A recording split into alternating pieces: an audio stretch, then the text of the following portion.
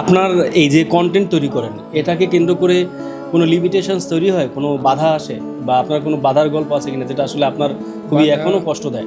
আচ্ছা, তুমি কেমন মানুষ? ও ঠালা ওঠ, তোর এই পানি খেয়ে আমি মরমু। ও ঠালা। তো এইটা ছিল আমার অল্প, মানে 24 ঘন্টার ভিতরে মিলিয়ন ক্রস করছে এবং 2-3 দিনের ভিতরে 3 মিলিয়ন প্লাস ভিউ হয়েছে। আমি আপনার ফিউচার প্ল্যানটা জানতে চাই। অ্যান্ড্রয়েড ফোন তো মানে আমার কাছে স্বপ্ন ছিল যে আমি অ্যান্ড্রয়েড ফোন একটা চালাবো, আর আইফোন তো দূরের কথা। হ্যালো বরিশাল,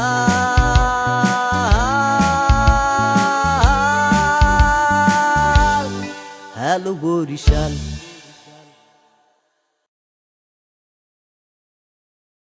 আসসালামু আলাইকুম, হ্যালো এভরিওয়ান, আশা করি আপনারা সবাই খুব ভালো আছেন। চলে আসলাম আরেকটি ব্র্যান্ড নিউ এপিসোড নিয়ে। আজকে আমাদের সঙ্গে যাকে দেখছেন তাকে অলমোস্ট আমাদের বরিশালের সবাই চেনেন, ধরে নিচ্ছি। আজকে আমাদের সাথে আছে হলো বরিশালের ডন। ইয়েস, আমাদের সাথে আছে আজকে বরিশালের ডন। আমি যখন তাকে নক করি তিনি আমার নকে সাড়া দিয়েছেন। রিসেন্টলি আমাদের বরিশাল বিভাগে যতজন কন্টেন্ট ক্রিয়েটর আছে এর মধ্যে খুব দ্রুত দর্শকদের ভালোবাসা যারা পেয়েছেন তাদের মধ্যে আমি ধরে নেই অন্যতম হলো গিয়ে বরিশালের ডন। তিনি ইতিমধ্যেই আরও বেশ কিছুদিন আগে 1 লক্ষ ফলোয়ার পূর্ণ করেছেন, সেখান থেকে এখন এগিয়ে আরও সামনে গিয়েছেন। তার কন্টেন্ট আপনারা এত ভালোবাসেন, তার আঞ্চলিক ভাষার যে ফানি কন্টেন্টগুলো তো আপনারা এত পছন্দ করেন, যে কারণে আজকে সে এই জায়গাটায় চলে এসেছে। আজকে তার সম্পর্কে আমরা একটু আরও ডিটেলস শুনবো। চলুন আর দেরি না করে আমরা সরাসরি আমাদের গেস্টের কাছে চলে যাই। কি বলবো, বরিশালের ডন কেমন আছেন, নাকি টিটু ভাই কেমন আছেন? যেটা আপনার খুশি। ওকে, দেন বরিশালের ডন কেমন আছেন? হ্যাঁ, তো বরিশাল ডন ভাই আপনি কেমন আছেন? এই তো আলহামদুলিল্লাহ, আপনাদের দোয়ায় খুবই ভালো আছে। আপনি কেমন আছেন? আমি আলহামদুলিল্লাহ ফাইন টু হ্যাভ ইউ। এখন কথা হচ্ছে যে আমরা একটা প্রশ্ন কমন করে থাকি দর্শকদের, সেটা হলো হ্যালো বরিশালে এসে আপনার কেমন লাগছে? What is your feeling? Hello বরিশালকে আমার কাছে খুবই ভালো লাগছে, কারণ তার ওনার ভাইয়ের কাছ থেকে আমি যার সাথে এখন কথা বলতেছি, হ্যাঁ। তো আপনার যে ব্যবহার, তো আপনার ব্যবহারই আমার এই জায়গায় আসা। এবং হ্যালো বরিশাল বরাবরই ভালো ছিল এবং সামনেও ভালো কিছু করবে। আর আমার কাছে আমার অনুভূতি আলহামদুলিল্লাহ খুবই ভালো লাগছে। দর্শক, তাহলে আমরা শুনে ফেললাম হ্যালো বরিশাল খুব পছন্দ করে, সবাই পছন্দ করে আলহামদুলিল্লাহ। তাহলে আমরা আলোচনায় চলে যাই। সেটা হলো বরিশালের ডন, এই যে একটা পাওয়ারফুল নাম, এবং একটু শুনলেই তাহলে লোকটাকে দেখি, এই নামটার পিছনের গল্পটা কি? আসলে পিছনের গল্পটা হচ্ছে গিয়া, আমি নর্মালি আমার তন্ময় আহমেদ টিটু আইডিতে ভিডিও মেক করি। দেন 5টা ভিডিও যখন আমি আপলোড করি, 5টা থেকে আমার 2টি মিলিয়ন হিট হয়। এবং ওই জায়গায় আমি ফানি ভিডিও যেহেতু মেক করি, আমি ডায়লগ দেই যে আমি বরিশালের ডন, আমার চেনেন, মানে আমার আইডিতেই। তারপর আমি যখন বরিশালে বা একটু দূর দূরান্তে আমি যখন ট্যুরে গেলাম, তখন দেখি যে বেশিরভাগ মানুষই আমাকে বরিশালের ডন বইলা ডাকে, এবং বরিশালের ডন বইলা কেউ ছবি তুলে, কেউ এসে কথা বলে। মানে আমার যে একটা নাম আইডিতে, ওই নামটা কেউ জানেই না। ওই আমার ডায়লগটারই মানুষে ভালোবাসা পছন্দ করছে, তারপর ওই থেকেই আমার ওই নামটা দেওয়া। এইটা দিয়ে আলাদা পেজ করেছেন? হ্যাঁ, আলাদা পেজ। তাহলে এখন প্রোফাইল এবং ফেসবুক পেজে কোথায় কত ফলোয়ার আছে? আমার আইডি যেটাই আমি ফার্স্টে ভাইরাল হয়েছি, ওটা হচ্ছে 1,45,000-এর মতো ফলোয়ার। এবং আমার পেজ যেটা মানুষের ভালোবাসার নাম দেওয়া, তাদের দেওয়া নামে, ওটাই 1,10,000 প্লাস ফলোয়ার 1 মাসের ভিতরে আর কি। এই যে আমাদের সামনে কিন্তু একজন রাইজিং স্টার বসা। তাহলে দ্বিতীয় প্রশ্নে আমরা চলে যাই। আপনি যখন ভিডিও বানান, ভিডিও প্রথমটা মেক করলেন, তখনও কি আপনি ভেবেছিলেন যে এত মানুষ আপনাকে চিনবে? আমার কাছে এটা একটা স্বপ্ন। আমি কখনো কল্পনা করতে পারিনি যে মানুষ আমাকে এতটা ভালোবাসা দিবে, এবং অল্প সময়, মানে আমার লাইফ 1 মাসের ভিতরে চেঞ্জ। ভিডিও জগতে আসার 1 মাসের ভিতরে আমি কখনো কল্পনা করতে পারিনি যে আমার আইডিতে 5,000 ফলোয়ার, আমার 10-15 দিনের ভিতরে 50,000 ফলোয়ার প্লাস হয়ে গেছে। এবং তখন ওই 50,000 ফলোয়ার নিয়ে মানুষ আসে না, ফলোয়ার আছে ব্যাপক, কিন্তু মানুষের চিনে না। তো আমার 50,000 ফলোয়ার হবার পর আমি যখন দূর দূরান্ত যাই, তখন দেখলাম যে মানুষ আমাকে চিনে, মানে দেখলেই চিনে, একটু তাদের ভাবা লাগে না। তো এই যে একটা ভালোবাসা, আমি সবার প্রতি কৃতজ্ঞতা জানাই। Very good. মজার ভিডিও যে করেন না, আসলে কিন্তু স্ক্রিন প্লে খুবই ভালো হয়। আমি অ্যাপ্রিসিয়েট করি। ইভেন আমি টিমের সঙ্গে অনেকবার বলেছি এই কথা। এই আইডিয়াগুলো কিভাবে জেনারেট হয়, মানে আপনার আইডিয়াগুলো পান? আসলে আমি বরিশালের একজন ছেলে, বাট আমি আঞ্চলিক ভাষায় কথা বলতে পছন্দ করি। হ্যাঁ, অ্যান্ড আমি সবসময় ট্রাই করি সেটা যে কোনো কিছু আনকমন কিছু দেওয়ার মানুষকে। হ্যাঁ। কারণ আপনি যেটা করতেছেন আমি ওইটা করলে তো আর মানুষের দেখবে না, না। কারণ আপনি আগে করিয়ে ফেলাইছেন। হ্যাঁ। তো আমি সবসময় চেষ্টা করছিলাম যে বরিশালের ভিতরে যেহেতু আমি ভিডিও কি করব তাহলে একটু আনকমন কিছু দেই, এবং আমি প্রাঙ্ক ভিডিওটা নিয়ে আসলাম যেটা বরিশালের ভিতরে আমি বলতে পারি যে আমার আগে মনে হয় আর কেউ আসে নাই জি। প্রাঙ্ক এই টাইপ নিয়ে। তো এই জন্যই হয়তো এত তাড়াতাড়ি আমি মানুষের ভালোবাসাটা পাইছি। ওকে, এবং আমি আপনাকে রিকোয়েস্ট করব এই যে আজকের যে বাকি অংশটুকু পড়বেন অতটুকু সময় আপনি চেষ্টা করবেন যে আপনার আমাদের লোকাল ল্যাঙ্গুয়েজেই কথা বলার জন্য। হ্যাঁ হ্যাঁ আচ্ছা। ওকে ফাইন, কারণ আপনাকে এভাবে দর্শক বেশি ভালোবাসে, বরিশালের একদম আঞ্চলিক ভাষা। প্রাণের টানে দর্শক ভালোবাসে। গ্রেট। আপনার ভাইরাল ভিডিও কোনটি এবং সেটার পিছনের গল্পটা কি ছিল? আমি প্রথম যে ভিডিওটা আমি আপনার make সর্বোচ্চ করি, ভাইরাল ভিডিও কোনটি? সর্বোচ্চ ভাইরাল ভিডিওটি হচ্ছে গিয়া আমি লেবুখালী। হ্যাঁ তো আমি আঞ্চলিক ভাষাই বলি। হ্যাঁ প্লিজ। মুই বরিশাল থাকি, বরিশাল আঞ্চলিক ভাষায় বেশি পছন্দ করি। তো মুই ওই যে আপনারা পায়রা বন্দর মানে সরি ওটা লেবুখালী পায়রা ব্রিজ যেটাকে মানুষে ঘুরতেও যায় বরিশাল থেকে, মুই ওখানে যাই একটা নৌকালারে দেখি, নৌকালারে দেওয়ার পর তো ইনস্ট্যান্ট আমার আইডিয়া এসে পড়ে যে আমি একটা ভিডিও মেক করিয়ে ফেলাই তাইলে। ওকে। আমার হাতে পানি ছিল, গরম প্রচণ্ড গরমের ভিতরে পানি ছিল। দেন আমি নৌকায় উঠি, একটা ক্যামেরা ধরা হয়েছে আমার এক বড় বাইরে দিয়া, হ্যাঁ। আমার ক্যামেরাম্যান সাথে ছিল, মানে আমি ভিডিও করতে যাইনি ওই দিন। তো ওই দিন যাই আমি বলি যে কাকা আপনার বাসা কই? কয় এই জায়গায়। কই বাবা আমি তো একটা বিপদে পড়ে গেছি। কয় কি বিপদ? মানে নৌকালায় সিরিয়াসলি ভাবতে আছে আমার কথা, আমি তো আর বইলে লই না ভিডিওতে।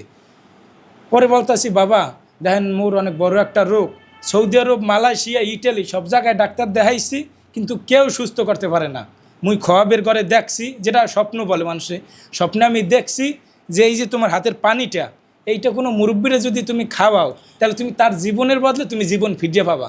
এই যখন কইছি মুরব্বী তো উঠতে আমার পাশ থেকে 10 হাত দূরে গেছে গিয়া, কইতে যে আইছে পানি খাওয়াই জীবন। পরে প্রথমে আমি কইছি বাবা আপনি আমার ছেলের মতো ভাবেন না? কয় হে আমি ছেলের মতোই ভাবি। আমি কই তাহলে আমার জীবনের বদলে আমার দেন, আর নাইলে 2 দিনের লোক আপনি মরেন, হেয়ের পর আবার ফিরে যাইয়েন। হেয়ের পর কইতেছে ইয়া তো হইবেই না। আমি কই কি আনবে তাহলে আমার ছেলে ভাবলেন কা, কইলেন কা আমি ছেলের মতো? হেবার একটু পর কয় ও ঠালা ওঠ, তোর এই পানি খেয়ে আমি মরমু, ও ঠালা। তো এইটা ছিল আমার অল্প মানে 24 ঘন্টার ভিতরে মিলিয়ন ক্রস করছে এবং 2-3 দিনের ভিতরে 3 মিলিয়ন প্লাস ভিউ হয়েছে।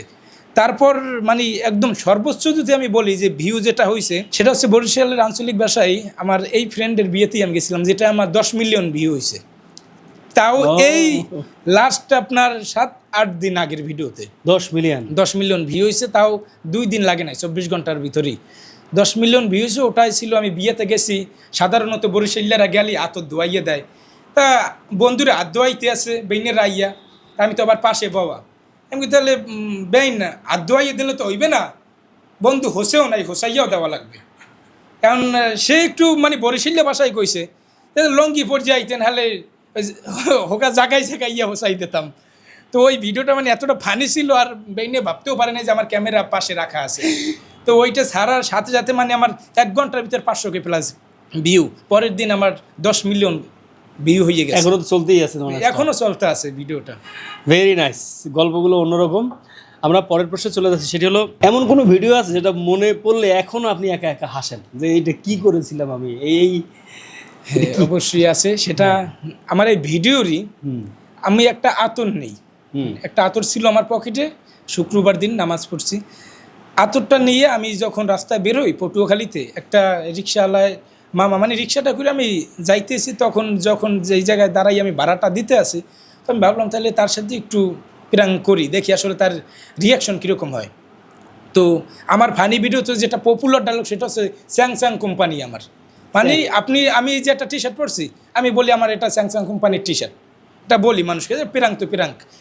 তো আমি মামার বললাম মামা এই আমার বাসা তো স্যামসাং কোম্পানিতে, তো এখন আমার হাতে যে আতরটা আছে এটা আমি মূলত বাইরে বিক্রি করি না সাধারণত, তো আপনি একটু হাতে নিয়ে একটু জাস্ট আমাকে ঘিরানটা বলবেন যে আসলে এটার ঘিরানটা কীরকম। তো মামা কয় তাহলে একটু দেও তো দেহি তো, এবার হাতে দেশি এবার হে আবার ইয়াতেও নেছে, 2 হাতেই নেছে। তারপর আমি বললাম মামা কেমন? হ্যাঁ খুবই সুন্দর, আতরের ঘিরানটা তো খুবই সুন্দর। আমি কি যাক আলহামদুলিল্লাহ, তাহলে এই 2 হাতে 50-100 টাকা দেবেন আমারে। তো হ্যাঁ কা, আমি মামা আমি আতর বিক্রি করি এইরকম। তারপরে কইতেছে বেটা তুই দুর্নীতি আইসুই কি বাটপারি করতে, মানে সে সিরিয়াস পুরা, তুই বাটপারি করতে আইসো, তুই দুই হাতে একটুখানে দিলি, আমি তার দিয়েছেন কানমে, তুই আমার দ্বারা কইসো, আমি বিক্রি করি এইরকম, আমি দোকানপাটে বিক্রি করি না তোর। তো এই বিষয়টা মানে সে আতঙ্ক হয়ে গেছিল যে আসলেই টাকা নিব কিনা। এইটা দেখে আপনি তো এখনো মধ্যে মধ্যে মনে পড়লে হ্যাঁ হাসেন। হ্যাঁ এখনো হাসি। আপনি যে ভিডিওগুলো তৈরি করেন এটা কি ইনস্ট্যান্ট আইডিয়া মাথায় চলে আসে নাকি মধ্যে মধ্যে স্ক্রিপ্ট ইনস্ট্যান্ট হচ্ছে গিয়া যদি আমার না ওইরকম একটা পর্যায়ে আসে যে না এই মানুষটার সাথে বানানো যাবে, বা আমি ওইরকমভাবে বের হই যে না আমার সাথে মাইক্রোফোন আছে, তাহলে বানাই। তাছাড়া আমি এমনিতে রাতের বেলা এডিটিংয়ের সময়ও ভাবি যে আসলে কালকে কোনটা বানানো যায়, তারপর ইনস্ট্যান্ট তো আমি বেশিরভাগ ইনস্ট্যান্টই বানাই।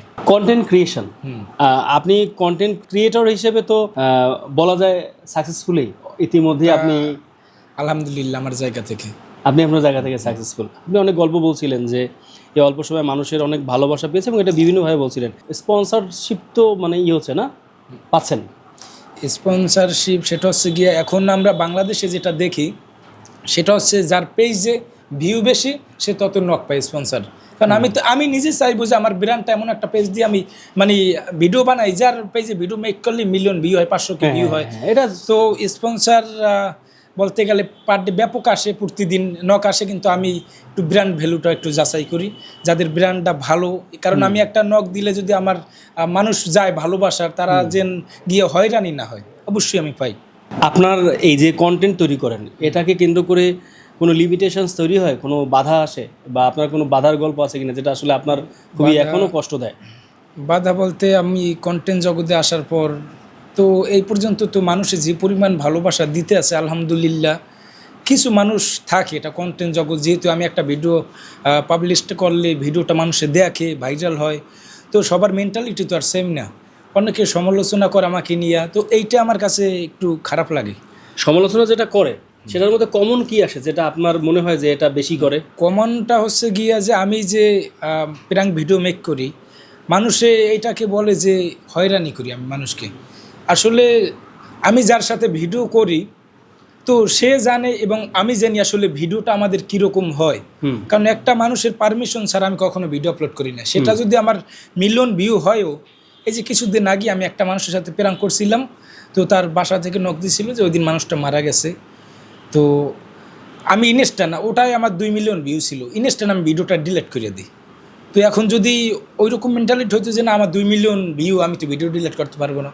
আমি অবশ্যই প্র্যাঙ্ক ভিডিও করলে আমি অনুমতি নেই, এটা সবার জানার মানে অনেকেই কমেন্ট করে আমি যেটা ভিডিও দিতে পারি নেই যে আপনি যে ভিডিও করেন আসলে এটা অনুমতি নেন কি না। আসলে আমি ফার্স্টে গিয়ে তার সাথে কথা বলি, তার মেন্টালিটি যাচাই করি আসলে কীরকম সে আসলে কি মজার নাকি একটু মানে রাগি টাইপ, তাইলে তার ইগনোর করি। তো যখন দেখি যে না মেন্টালিটি মিলে, তখন আমার ডায়লগ আমি স্টার্ট করি এবং শেষে তাকে একটা আমি অ্যামাউন্ট দেই।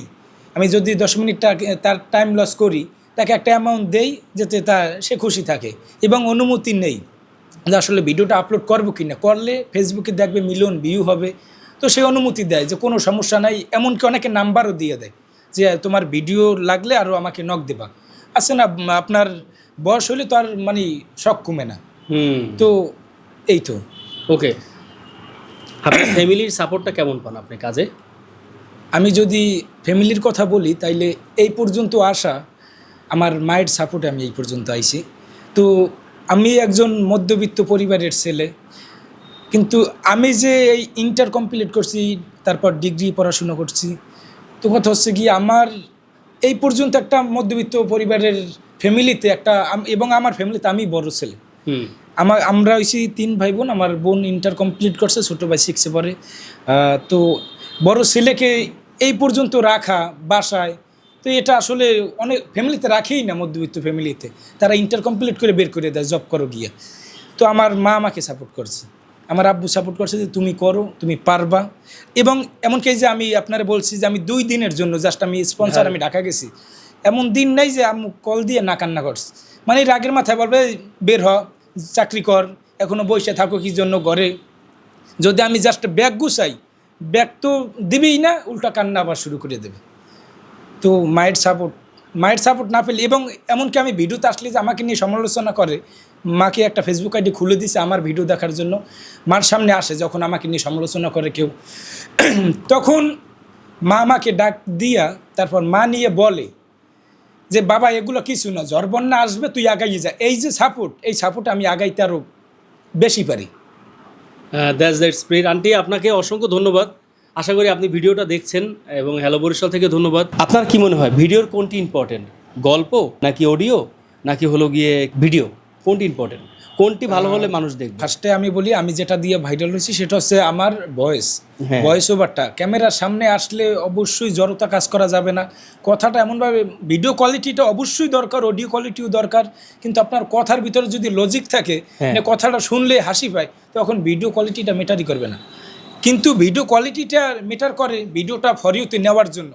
ফেসবুক সাজেস্ট করে অবশ্যই ভালো কোয়ালিটির ভিডিও, কিন্তু আপনার যখন ভিডিওর ভিতর, আপনার ভয়েসের ভিতর যখন ফানি কিছু থাকবে বা আপনি কিছু দেখাইতেছেন মানুষকে, মানুষ যেটা দেখে আকর্ষণিত হবে, তো তখন ওই ভিডিওটা স্কিপই করবে না।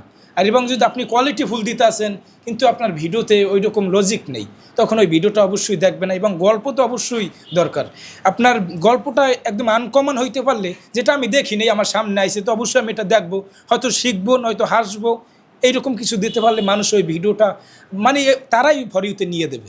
ওকে, এখানে একটা জিনিস শিখলাম, সেটা হলো গল্পটা ইম্পর্টেন্ট। আর শেষের একটা লাইন কিন্তু খুব সুন্দর বলেছে, হয়তো শিখবো না হলে হাসবো। এইটাই কিন্তু এই মুহূর্তে ভিউয়ারদের কি বলে যে মানে আছে, পরিসংখ্যান আছে, সেখানে হিসাব করলে দেখা যায় এন্টারটেনমেন্ট ভিডিও বা ফানি ভিডিও হলো 1 নম্বরে আছে। মানুষ হাসির ভিডিও দেখতে খুব পছন্দ করে। 2 নম্বরে আছে হলো আতঙ্কিত হওয়া বা আটকে ওঠা রিলেটেড কোনো ভিডিও, বিস্মিত হওয়া কোনো ভিডিও, যেটা মানুষ দেখতে পছন্দ করে। এরকম আরও সেগমেন্টেড হয়। এবং মোটিভেশনাল ভিডিও কোনো কোনো ক্ষেত্রে ভালো করে, কোনো কোনো ক্ষেত্রে ভালো করে না। কারণ মোটিভেশন 18 বছরের পরে গিয়ে দেখা যায় সবাই মোটামুটি এই জাতীয় কথাবার্তা বলতে পারে। সেক্ষেত্রে ভিডিও একটু ইউনিক হলে ভালো হয়। এটা তো অলরেডি বলে ফেললো। আপনি তো একজন ডিজিটাল মার্কেটারও। আপনি কি নিয়ে কাজ করতেন এর আগে? আমি আসলে মানে ফেসবুকের বা ইউটিউবের কি নিয়ে কাজ করতেন? ইউটিউব না, ফেসবুক নিয়ে আমাদের একটা গ্রুপ আছে, তো আমাদের সিনিয়র পার্সন আছে যারা এক্সপার্ট। আপনার ফেসবুক মনিটাইজ সাসপেন্ড বা আপনার মনিটাইজ চলে গেছে, আসছিল রিকমেন্ডেশন সাসপেন্ড, এইগুলো সমাধান দেওয়া হয়। এবং আপনার আইডি যদি পার্মানেন্ট ডিজেবল হয়ে যায়, সাসপেন্ড হয়ে যায়, ওটাও ব্যাক করা সম্ভব। হ্যাঁ, এইটার একটা তন্ময় কি আপনাদের সাথে কাজ করে? আর একটা তন্ময় আছে পটুয়াখালীর একটা ছোট ভাই, সরি আমি চিনতে পারলাম না। Okay fine, no problem. এখন কথা হলো কি, আপনাকে আপনি যে বরিশালে ডন, এখন কি আপনার কাছে এই ধরনের কাজ, এখন যে পরিচিতি আপনি পেয়েছেন, এখন যদি এরকম কাজ আসে সেক্ষেত্রে কি আপনি করবেন বা করেন কিনা? মানে আপনার এই ফেসবুক সমস্যা, ফেসবুক সমস্যা নিয়ে যদি কোনো কাজ আসে, তাহলে অবশ্যই আমার যে গ্রুপটা আছে ভাই ব্রাদার, যাদের থেকে এখন আমি হেল্প নিতে আসি, তাদের কাছে আমি দিয়ে দিই, তাদের হোয়াটসঅ্যাপ নাম্বার দিয়ে দিই, কারণ আমার এখন তো আর অতটা টাইম হয় না। ওকে, তাহলে guys you can also contact with him during this issues, like হলো আপনার আইডি সাসপেন্ড বা পেজ সাসপেন্ড হয়ে গেছে, ডিজেবল হয়ে গেছে, মনিটাইজেশনে প্রবলেম তৈরি হচ্ছে, ইস্যু। দর্শক, অনেক সিরিয়াস ডিসকাশন হলো। এবার আমরা হলো গিয়ে একটু নতুন একটা সেশনে চলে যাই। আজকে এখন যে সেশনটা আপনারা দেখবেন সেটা একদমই নতুন হ্যালো বরিশালে। আজকে এই যে টিটু ভাইয়ের মাধ্যমে বা বরিশালের ডনের মাধ্যমে এটা শুরু হচ্ছে। এখন আমাদের সঙ্গে আসবে আমাদের প্রিয় এলসা, এবং এলসা আজকে এই ডনের সঙ্গে হলো গিয়ে কিছু আলাপ আলোচনা করবে। দেখি জিনিসটা কেমন হয়, আমার সাথেই থাকুন। আসসালামু আলাইকুম, কেমন আছো আঙ্কেল? ওয়ালাইকুম আসসালাম, এই তো আলহামদুলিল্লাহ। কেমন আছো মামুনি? আমি ভালো আছি। আমার নাম এলসা, আর আজকে আমি একটু গেমস খাবো তোমার সাথে, অ্যান্ড দোজ গেমস এক কথায় উত্তর দিতে হবে। So you are ready? হ্যাঁ, রাইট, সো লেটস স্টার্ট। বন্ধুত্ব মানে? বন্ধুত্ব মানে বিশ্বাস। ওকে, সফলতা মানে? সফলতা মানে মানুষের ভালোবাসা পাওয়া, মানুষের কাছে গেলে একটা রেসপেক্ট। ভয় কি? ভয় হচ্ছে পিছু টানটা থাকা যাবে না, এটাই হচ্ছে একটা ভয়। ভালোবাসা? ভালোবাসা আমি যেটা বুঝি, মায়ের থেকে আমরা যেটা শিখি। That's true. স্বপ্ন কি? স্বপ্ন হচ্ছে এই যে ঘুমের ভিতরে যেটা আমরা দেখি। ওকে, জীবন কি? জীবন হচ্ছে গিয়া যুদ্ধ করে জীবনকে একদম এগিয়ে নেওয়া। ব্যর্থতা কি? ব্যর্থতা বলতে গেলে আমরা ওই যে পিছু টানটা যখন দেই, তখনই আমাদের ব্যর্থতাই বেশি একটু ঘিরে ধরে আর কি। আচ্ছা, তুমি কেমন মানুষ? আমি খুবই সাধারণ একজন মানুষ। Okay, now my next game is this or that. Ready again? হ্যাঁ, ওকে। রাইট। চা নাকি কফি? আচ্ছা। শহর নাকি গ্রাম? গ্রাম। একা থাকা নাকি বেশি বন্ধু? হ্যাঁ, আমি মানুষের সাথে মিলেমিশে থাকতে পছন্দ করি। ওকে, টাকা নাকি শান্তি? শান্তি, টাকা দুইটাই প্রয়োজন। ওকে, দ্যাটস ট্রু। রাত জাগা নাকি ভোরে ওঠা? আমি রাত জাগি, এটাও আমার অভ্যাস। মোবাইল নাকি ল্যাপটপ? মোবাইল। ওকে, ফেসবুক নাকি ইনস্টাগ্রাম? ফেসবুক, ইনস্টাগ্রাম দুটোই। সিনেমাস নাকি series? Cinemas. Gaming or sports? হ্যাঁ, আমি আসলে ছোটবেলা থেকে গেমিং করি না। So sports? হ্যাঁ হ্যাঁ। Alright uncle, that answer was absolutely perfect. এখন আমরা Thank নেক্সট you. সেশনে চলে যাব, Okay. Next games. সো এই গেমসে আমি একটা অ্যাক্টিং করব আর তোমার বলতে হবে আমি কি অ্যাক্টিং করতেছি। ওকে ওকে কিন্তু টুইস্ট হয়েছে আমি বলতে পারবো না। রেডি? ওকে ওকে, রেডি। ওকে।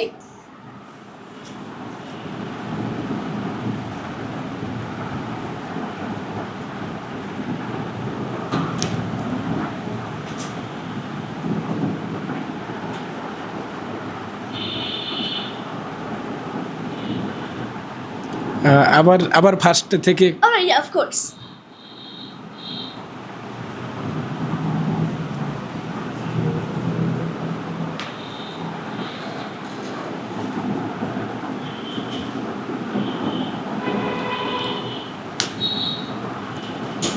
কারোর সাথে দেখা হয়েছে এরকম কিছু? ভেরি ক্লোজ, কিন্তু একটা এনভায়রনমেন্টে। কোনো খেলাধুলা নিয়ে কিছু খেলা দেখাইতেছে? No, but very close. It's in an environment we গো। আমরা যেখানে সব দিন যাই। Can you guess? আমরা মানে এলসারা। এক্স্যাক্টলি, ওয়্যার ফার্স্ট ফার্স্ট কিরকম? First is, হ্যাঁ, and then we.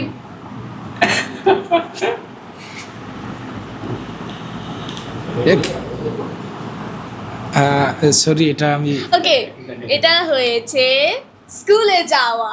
এটা এইরকম টাইম চেনগুলো ব্যাগে, তারপর আমরা দিয়েছি ওকে, কিছু। ওকে, fine. বন্ধুদের একটু হাসি দে এটা। হ্যাঁ, Next Okay, next one, no problem. We'll do it again. Ooh, okay.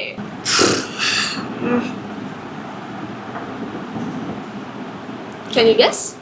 এটা বোরিং ফিল করা এরকম কিছু? Yes, very Close. close, very close. What feeling? এটা হচ্ছে গিয়ে কেউ বকা দিছে, তারপর খারাপ লাগতে আছে। Very close.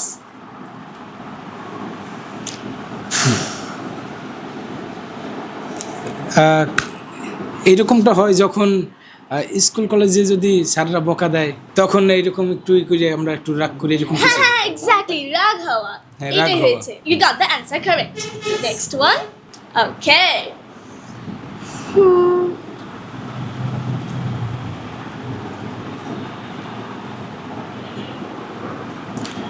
এটা হচ্ছে স্পিকিং করা।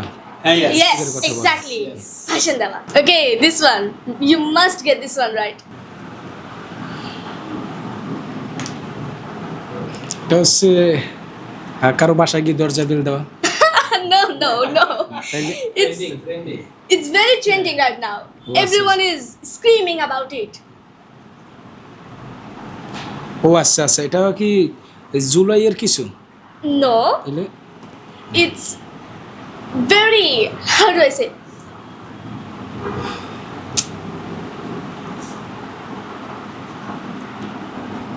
Something we watch, যেটা আমরা দেখি, আমরা cheer on করি অনেক। হ্যাঁ, হ্যাঁ। আবার আবার একটু রিপিট। ও ওকে ওকে, বিশ্বকাপের খেলা, football. Yes, perfect. Very good. Yes, okay. তো কয়টা পারলো? এবং 4? We did. You understood this one, খেলা দেখা, এটা পারেন না। school part. You did 3. Good job. Out of 4. Out of 4. Good job. That was wonderful. এবং সে যে অ্যান্সারগুলো দিয়েছে, এক কথায় প্রকাশ এবং এই দ্বিতীয়টা, এটা কি তুমি কি হ্যাপি যে সে ভালো অ্যান্সার দিয়েছে? I give it a 9 out of 10. Oh, 9 out of 10. It's very good mark. Congratulations. Thank you, thank you. Titu ভাই, very good, very good. তোমাকে অসংখ্য ধন্যবাদ. It is your first attempt. You did fantastic. Thank you. ইনশাআল্লাহ এখন যেহেতু তোমার একটা জড়তা কেটে গেছে, নেক্সট টাইম। দর্শক, কেমন লাগলো আমাদের এই পর্বটা? Thank you Elsa. Of course. Thank you. আমি আপনার ফিউচার প্ল্যানটা জানতে চাই, যদি বলতেন একটু আমাদেরকে। ফিউচার প্ল্যান, আমি বর্তমানে ভিডিও নিয়ে কাজ করি। তারপর আমার ইচ্ছা আছে বিজনেস স্টার্ট করব, কিন্তু আমার সবচেয়ে যে বড় ড্রিম সেটা হচ্ছে গিয়া মানুষকে হেল্প করা। এবং দারুণ, আমি দারুণ। আমি এখনো আমি যতটুকু ইনকাম করি, আমি একজন মধ্যবিত্ত পরিবারের ছেলে, বাট রাস্তায় থাকা মানুষগুলো দেখলে আমি কেমন জানি ঠিক থাকতে ইমোশনাল হয়ে যান। হ্যাঁ, তো আমি এই যে গ্যাসে যে শীত, তখনও আমি আমার ফার্স্ট পেমেন্ট দিয়ে আমি কম্বল কিনে বরিশালে বিতরণ করছিলাম। এবং আমি যে রেস্টুরেন্টে যে আমি স্পন্সরগুলো করি, ওইগুলো থেকে আমাকে যে খাবারটা দেয়, আমি তার থেকেও বেশি খাবার আমি প্যাকেট করে আমি অসহায় মানুষকে দিয়ে দিই। তো আমার ফার্স্ট প্ল্যান বলতে গেলে, আমার বিজনেসের পাশাপাশি আমি যে পেমেন্ট পাবো 50% আমি অসহায় মানুষকে দিয়ে দেবো। মানবিক একটা টাচ আছে, শুনে খুবই ভালো লাগলো এবং দর্শক খুবই হ্যাপি হবেন। আপনার এখন এই কন্টেন্টের ধরন কি এরকম ফানি বা প্রাঙ্ক টাইপেরই থাকবে, নাকি এটাও আপগ্রেডেশন করা বা পরিবর্তন করার কোনো পরিকল্পনা আপনার আছে? ফানি কন্টেন্ট করতে আছে, যেহেতু মানুষ আমাকে পছন্দ করতে আছে। আর আপডেট যদি বলতে যাই, তো অনেকেই আমার এই ফানি ভিডিও দেখা, ডায়লগ দেখা অনেকে পছন্দ করে। অনেকে একটা কমেন্ট বেশি আসে যে ভাই আপনাকে টেলিভিশনে দেখতে চাই, নাটকে। তো আপডেট বলতে গেলে আমার ফানি ডায়লগ থাকবে, কিন্তু ভবিষ্যতে টেলিভিশনে নাটক করার ইচ্ছে আছে আমার। ভেরি ওয়েল, তাহলে আপনাকে ভবিষ্যতে আমরা আপনি দেখতে পাবে দর্শক ইনশাল্লাহ। Okay fine. আপনার এই যে আমাদের বরিশালে যে কন্টেন্ট ক্রিয়েটররা সবাই কাজ করছেন এখানে হলো গিয়ে আপনার কি মনে হয় অন্যান্য বিভাগের চেয়ে আমরা কন্টেন্টে এগিয়ে আছি বরিশাল বলতে গেলে অবশ্যই আগানো, কারণ আমাদের বরিশালে এই মিডিয়া জগতে যে বড় বড় যে কন্টেন্ট ক্রিয়েটর, আর্টিস্ট, আমরা যাদেরকে টিভিতে দেখি, যাদেরকে ফলো করি, তো বেশিরভাগ আপনার 100-র ভিতরে 80% আমাদের বরিশালে। একটু কয়েকটা নাম বললে যেমন আমার যে পছন্দ, আমি 2019 সাল থেকে আমি নাটক দেখি। জামাইবাজার নাটকটা থেকে রাশেদ সীমান্ত ভাইকে আমার পরিচিত, এবং তার ডায়লগ, তার যে কথা বলার ভঙ্গি আমার কাছে ওভারঅল খুব সুন্দর লাগে। এবং মোশারেফ করিম ভাই আছে আমাদের, তারপর আমাদের দক্ষিণবঙ্গের সাদ্দাম মাল আছে। তো আমাদের দক্ষিণবঙ্গটাকে এখন তুলে ধরতেছে সাদ্দাম মাল ভাই, রাশেদ সীমান্ত, তারপর আবার ফ্যামিলি এন্টারটেনমেন্টের রাকিব ভাই। তো এই যে পার্সনগুলো বাংলাদেশে টপ লেভেল, তো তারা কিন্তু আমাদের বরিশালের। এবং আমাদের বরিশালের, এবং যদি মেয়েদের দিক থেকে বলি, ফ্যামিলি এন্টারটেনমেন্টের পাশাপাশি আবার যে কিয়া এন্টারটেনমেন্ট বাই কিয়া, তো এই যে কিয়া এন্টারটেনমেন্ট বাই কিয়াকে বাংলাদেশের মানুষ সবাই চিনে। তো আমাদের বরিশাল থেকে উঠে আসা, তারপর হৃদয় আহমেদ শান্ত, তারপর আপনার তৌহিদ আফ্রিদি বরিশালেরই। তো এই যে একটা ভালো, আবার RS ফাহিম চৌধুরী বরিশালের কিনা কুমিল্লার হইতে পারে, কিন্তু এই যে চেনা মুখগুলো অনলাইন জগতে বেশিরভাগই আমাদের বরিশাল। দারুণ ঠিকই, রেগুলার অনেকেই বরিশালের। আমরা সোহেল রানাকে চিনি, রুবেলকে চিনি, ওমর সানিকে চিনি, মোশাররফ করিমকে চিনি, মীর সাব্বিরকে চিনি, এবং আমরা আরো লোককে চিনি। এবং ওই যে আমরা বাংলা মুভি দেখছি ছোটবেলা থেকে, যে ভিলেন রাজীব যে মুভি করতো, ভিলেন রাজীবের বাসা আমার বাসার পাশাপাশি, আমাদের দুমকিতে। অথচ আমরা অনেকে হয়তো জানিও না। এই বরিশালের কারা মিডিয়া জগতের আছেন এটা বললে ফুরাবে না, এত বেশি এদের সংখ্যা। ওকে ফাইন, আপনার এখন তাহলে টিভিতে যাওয়ার একটা টার্গেট আপনার আছে। আপনাকে আমার প্রশ্ন হলো, আপনাকে যদি উন্নয়ন করতে দেওয়া হয় বা ডেভেলপমেন্ট করতে দেওয়া হবে, ডেভেলপমেন্টে ভাবতে দেওয়া হয়, তাহলে আপনি প্রথম কি ডেভেলপমেন্ট করতে চান? সেটা হচ্ছে গিয়া, আমি ফার্স্টে এই যে গ্রাম অঞ্চলে যে স্কুল কলেজগুলো আছে, অনেক রুলস ফলো করে না তারা। জি। এবং পড়ালেখার অবস্থা খুবই খারাপ। জি। আমি এই যে ইন্টার কমপ্লিট করছি, ডিগ্রি পড়াশোনা করি, তো আমরা ওইভাবে ভালো শিক্ষাটা পাইনি এইসব স্কুল কলেজ থেকে। অবশ্যই এটার দিকে খেয়াল রাখবো আমি বেশি। দারুণ। আমি আপনার 2-3টা জিনিস আমার খুব পছন্দ হয়েছে। একটা হলো কি, আপনি টাকা বা আপনার যে আয়ের একটা অংশ আপনি গরিবদের দিতে চান, এবং আপনি এটা আমার মনে করেও দেখাবেন দর্শক, ইনশাআল্লাহ। এরপর হলো কি, আপনি যে স্কুল কলেজ নিয়ে ভাবনা, এডুকেশন সেক্টর নিয়ে ভাবনাটা, এটা খুবই ভালো। আমি চাই কন্টেন্ট ক্রিয়েটররা সোসাইটিতে ভ্যালু অ্যাড করবে। আমার ভিশন একেবারে ক্লিয়ার। কিভাবে মানুষকে হেল্প করা যায়, কিভাবে আপনার মেসেজের মাধ্যমে মানুষ উপকৃত হয়, আপনার তথ্যের মাধ্যমে তথ্য ভান্ডার মানুষের ভারী হয়, এটা আমি মাহমুদ হোসেন শহীদ চাই। আমি এই জন্যই হলো গিয়ে আপনাদের জন্য এখানে বসা। আমাদের হ্যালো বরিশাল আছে, তো এই জন্যই আমরা এখানে যারা কন্টেন্ট ক্রিয়েটর আছে, যারা এই গেস্টে হিসেবে এখানে বসেছেন, সবাই কিন্তু হ্যালো বরিশালে কিছু না কিছু কমিটমেন্ট করে গিয়েছেন। যেমন টিটু ভাই বললেন যে সে স্কুল নিয়ে কাজ করবেন, সে গরিবদের হেল্প করবেন। আরেকজন বলে গেছেন সে কি করবেন, সে বাচ্চাদের পড়ালেখা শিখাবেন। এইগুলোই হলো গিয়ে আমার তাদের কাছে রিকোয়েস্ট। এগুলো যদি তারা করে, তাহলে দেখবেন একসময় বরিশালটা সারা ওয়ার্ল্ডে একটা দারুণ পরিচিতির জায়গা হবে। আর একটা কথা বলি আপনাদেরকে দর্শকরা, আমি আগেও বলেছি, বরিশালের কন্টেন্ট ক্রিয়েটররা কোনোদিন নিজেকে ব্র্যান্ড বানায় না, তারা বরিশাল বিভাগকে ব্র্যান্ড বানায়। তারা সবাই বরিশাল বিভাগকে হাইলাইট করে কন্টেন্ট করে। আপনি কার নাম বলবেন, দেখবেন বরিশাল নিয়ে কন্টেন্ট বানাচ্ছে। বরিশালের ডন, নামই তো বরিশালের ডন, কন্টেন্টও বানাচ্ছে বরিশাল নিয়ে, বরিশাল বিভিন্ন জায়গা নিয়ে। এই হলো বরিশাল কন্টেন্ট ক্রিয়েটরদের বিউটি। যে কারণেই আমার এই অনুষ্ঠানগুলোয় কন্টেন্ট ক্রিয়েটর ভাইদেরকে আমি বেশি বেশি আমন্ত্রণ জানাই। জানি না কন্টেন্ট ক্রিয়েটর ভাইদেরকে আপনারা বা বোনদেরকে আপনারা কিভাবে দেখেন, অনেকে হয়তো পছন্দ করেন না। আমি একটা মেসেজ দিতে চাই, বর্তমানে যদি সোশ্যাল এই যে ভ্যালুতে ইনফ্লুয়েন্স করার ক্ষমতা যদি কার থাকে এই প্রসঙ্গটা আনেন, তাহলে আমি বলবো আগামী 5 বছরে সবচেয়ে পোটেনশিয়াল হলো গিয়ে কন্টেন্ট ক্রিয়েটর। আমি আবারও বলবো সোসাইটিতে ভ্যালু অ্যাড করতে পারবে সবচেয়ে বেশি কন্টেন্ট ক্রিয়েটর। আপনারা ইন্ডিয়ায় একজন কন্টেন্ট ক্রিয়েটর কিন্তু কি একটা সরকারের গদি নাড়িয়ে দিয়েছে, যেটা অন্য কেউ পারেনি। সো কন্টেন্ট ক্রিয়েটরের ভ্যালুটা এতখানি। ওকে, কন্টেন্ট নিয়ে যখন কথাই হচ্ছে, তখন আপনি কি নিয়ে ভিডিও করেন? আপনার ডিভাইসেস কি কি? আসলে ডিভাইসের কথা বলতে গেলে এই কন্টেন্ট জগতে আসার জন্য আমার খুবই একটা স্বপ্ন ছিল যে আমি কন্টেন্ট করব, একটা ভালো মোবাইল থাকবে, কিন্তু কথা হচ্ছে গিয়া মানে সাধ্য ছিল না। এবং আমার একটা খুবই কাছের মানুষ, তো আমি ছোটোবেলা থেকে বড় হয়েছি, আমি যদি আমার পকেটে টাকা না থাকে আমি 5 কিলো পথ হাইটে যাব, ফ্রেন্ড সার্কেল হোক বা যা হোক, কারো কাছে আমি 5 টাকা চাইয়ে খাইতে রাজি না। কিন্তু একটা লোক মানে আমার আব্বুর তখন অপারেশন হঠাৎ হয়েছিল, তো অপারেশন হবার পর ওই লোকের কাছে আমি জবের জন্য সিভি জমা দিছি, তারপরে মানে রিকোয়েস্ট করছি, এক কথা বলা যায় যে আমার আব্বু তো মধ্যবিত্ত পরিবারের আমরা, আর আব্বু কৃষিকাজ করে, কিন্তু এখন আমার দরকার জবটা এই মুহূর্তে, যেহেতু 1 লাখ প্লাস গেছে অপারেশনে, আমার খুবই কষ্টে আছি, আমার ফ্যামিলি চালাইতে দেয় এই মুহূর্তে, আপনি আমার একটু জবটা ম্যানেজ করে দেন, যার সাথে আমি কখনো কথাও বলিনি। তো ওই মানুষটা আমার সিভি নিয়েছে ঠিকই, কিন্তু আমার চেয়ে যারা মানে নিচু লেভেল তাদেরকে জব দিতে আছে, কিন্তু আমার সিভিটা নিয়েছে ঠিকই, আর কোনো রেসপন্স সে করলো না। এবং একটা দিন আমার ফোন ছিল মানে এই যে অ্যান্ড্রয়েড ফোন তো মানে আমার কাছে স্বপ্ন ছিল যে আমি অ্যান্ড্রয়েড ফোন একটা চালাবো, আর আইফোন তো দূরের কথা। তো অ্যান্ড্রয়েড ফোন আমি যখন চালাইতাম তখন একটা ব্যাটারি আলাদাভাবে আমি কস্টিক দিয়ে আমি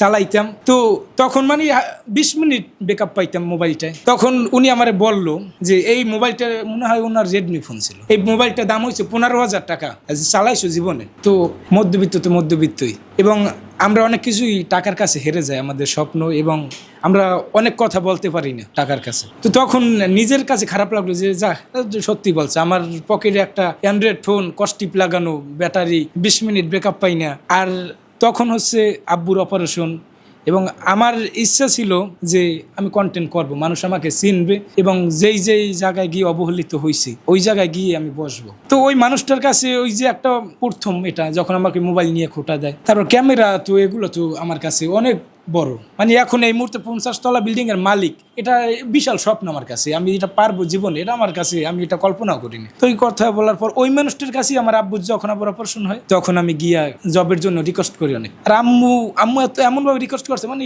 হাত পা ধরার মতো অবস্থা। আমার পড়ালেখা ছাড়িয়ে দিই, যে পড়ালেখা ইন্টার কমপ্লিট করার সময় আমি পড়ালেখা করবো না, তাহলে আমি এখন জব করি, যদি ফিউচারে আমার নিজের কিছু হয় তখন আমি আমার ডিগ্রি পূরণ করবো, যেহেতু গরিব ফ্যামিলিতে বড় হয়েছি, সবকিছু মেনে চলতে হবে। তো ওই জব আমি আর পাই নেই, এবং মোবাইল ওই যেটা ব্যাটারি লাগানো ছিল ব্যাটারি ডাউন হয়, এবং ওই টাইমে যে 300 টাকা দিয়ে একটা ব্যাটারি কিনবো ওই সামর্থ্য আমাদের ছিল না।